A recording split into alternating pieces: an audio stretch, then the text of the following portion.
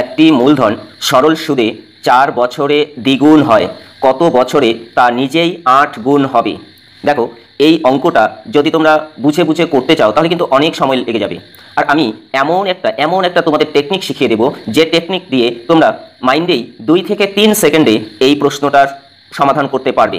তো চলো, কি সেই সমাধানটা কি বলেছে? 4 বছরে দ্বিগুণ হয়, 4 বছরে দ্বিগুণ হয়, আর 8 বছরে কত, মানে 8 গুণ হবে কত বছরে? 8 গুণ হবে কত বছরে? এখানে দ্বিগুণ কথাটা বলেছে না, এই দ্বিগুণ কথাটাকে 1 কমিয়ে দাও, 1 কমিয়ে দিলে কত হবে? 1 হবে। দ্বিগুণ থেকে 1 কমিয়ে দিলে 1 হবে। এই একই হচ্ছে 4 বছর, 1 মানেই হলো 4 বছর। তাহলে এবার করবে কি? কত বলেছে? 8 গুণের কথা বলেছে না, 8 গুণ মানে 1 কমিয়ে দাও, মানে 7 লেখো। 7 লিখলে তাহলে 7 গুণ হবে কত বছরে? এটার সাথে এই 4 গুণ হবে, অর্থাৎ 4 7 28, 4 7 28 বছর। অতএব সঠিক উত্তর হবে অপশন বি, 28 বছর। দুর্দান্ত টেকনিক। কি বললাম? এখানে যেহেতু 4 বছরের দ্বিগুণ হয়, এই দ্বিগুণ যদি থাকে তাহলে তার থেকে 1 কমাবো।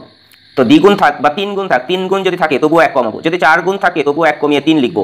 ঠিক আছে? তাহলে এবার যেহেতু দ্বিগুণ, তাহলে 1 কমিয়ে 1 লিখলাম, 1 মানেই হলো 4 বছর। তাহলে এবার হচ্ছে 8 গুণ বলছে, এখান থেকেও 1 কমাবো, এখান থেকে 1 কমিয়ে লিখবো হচ্ছে 7। তাহলে 7 বছর হবে, এটা গুণ হয়ে যায়, তাহলে 4 7 একদম ঐকিক নিয়ম, 4 7 কত হবে? 28 বছর। অতএব সঠিক উত্তর হলো অপশন বি।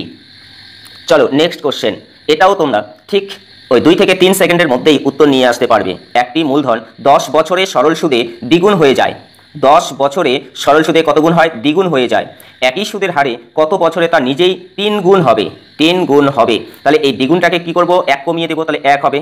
আর কি করব? এই 1 হবে কত? 10 বছর। 1 হবে কত? 10 বছর। তাহলে এবার 3 গুণ দেওয়া আছে, 3 গুণটা কত হবে? 2 হবে। তাহলে 2 গুণ হবে কত বছরে? 10 দুগুণী 20 বছর, 10 দুগুণী 20 বছর। অতএব সঠিক উত্তর হবে অপশন ডি, 20 বছর। চলো নেক্সট প্রশ্নে যাই।